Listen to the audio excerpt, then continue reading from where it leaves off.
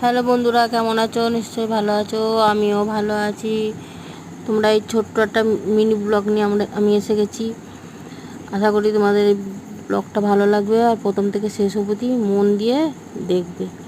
এটা হচ্ছে বর্ধমান ডিস্ট্রিক্টের গুপ্তিপাড়ার রথ। এটা রথটি হলো এখন চূড়াটোড়া হিসাবে এখন আর হয় না। আগে আমাদের যখন ছোট ছিলাম তখন ছিল 13 চূড়া রথ।